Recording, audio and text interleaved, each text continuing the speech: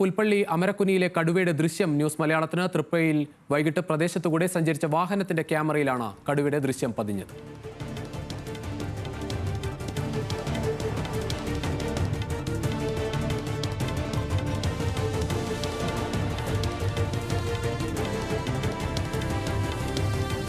രതീഷ് വാസ്തവൻ ചേരുകയാണ് കൂടുതൽ വിവരങ്ങളുമായി. രതീഷ്, നാട്ടുകാർ കാണുന്നുണ്ട് ദിവസവും കടുവയെ, വനം വകുപ്പിന് മാത്രം പിടിക്കാനാകുന്നില്ല. എന്തായാലും വലിയ ആശങ്കയിലാണ് നാട്.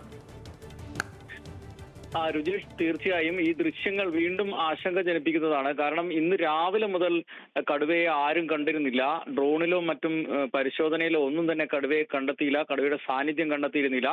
പക്ഷേ ഇന്ന് വൈകിട്ട് 7:30യോടെയാണ് ഈ ദൃശ്യങ്ങൾ, ഈ തൂപ്ര ഭാഗത്ത് കടുവ ആടിനെ കടിച്ചുകൊന്ന അവിടുന്ന് ഏതാനും മീറ്റർ ദൂരെയുള്ള ഒരു വയൽ പ്രദേശത്തുള്ള റോഡ് മുറിച്ചു കടന്ന് മറ്റൊരു തോട്ടത്തിലേക്ക് പോകുന്ന കടുവയുടെ ദൃശ്യമാണ് നമ്മൾ ഇപ്പോൾ കണ്ടുകൊണ്ടിരിക്കുന്നത്.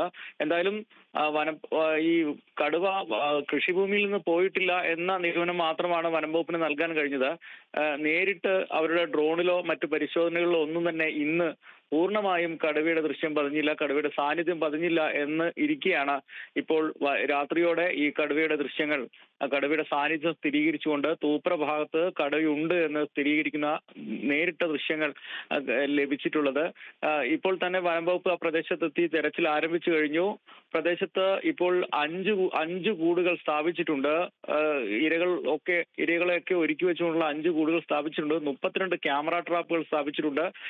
ഇതിലൊന്നും പെടാതെ അതിവിദഗ്ധമായാണ് കടുവ ഈ പ്രദേശത്തുകൂടെ നടക്കുന്നത് എന്നതാണ് കൗതുകകരമായ കാര്യം. എന്തായാലും ഇപ്പോൾ കടുവ പ്രദേശത്ത് ഉണ്ടെന്ന് സ്ഥിരീകരിച്ചിരിക്കുന്നു.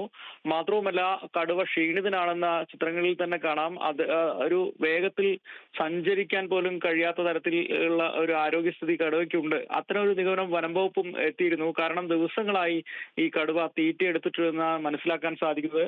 കടുവ ആടുകളെയൊക്കെ ആക്രമിച്ചിരുന്നെങ്കിലും അതിനെ തിന്നാൻ സാധിക്കാത്ത സാഹചര്യം ഉണ്ടായിരുന്നു. അതുകൊണ്ട് തന്നെ കടുവ അത്തരത്തിൽ കൂടി അവശനാണ്. അതുകൊണ്ട് തന്നെ ഇന്നും കൂട്ടിൽ കടുവ കയറും എന്ന പ്രതീക്ഷയിൽ തന്നെ കാത്തിരിക്കുമ്പോഴാണ് ഈ ദൃശ്യങ്ങൾ പുറത്തു വന്നത്. ഈ പ്രദേശത്ത് രതീഷ്, എന്തായാലും വലിയ ആശങ്കയിൽ തന്നെയാണ് വയനാടുള്ളത്. കാരണം കടുവയ്ക്കായുള്ള തെരച്ചിൽ ദിവസങ്ങൾ നീളുമ്പോഴും കടുവ കൂട്ടിൽ അകപ്പെടുന്നില്ല എന്ന് തന്നെയാണ് ആശങ്കപ്പെടുത്തുന്നത്. ആ പ്രദേശത്ത് ഓരോ ദിവസവും ഇത്തരത്തിൽ മൃഗങ്ങളെ നഷ്ടമാകുന്നുണ്ട്, ആക്രമിക്കുന്നുണ്ട്.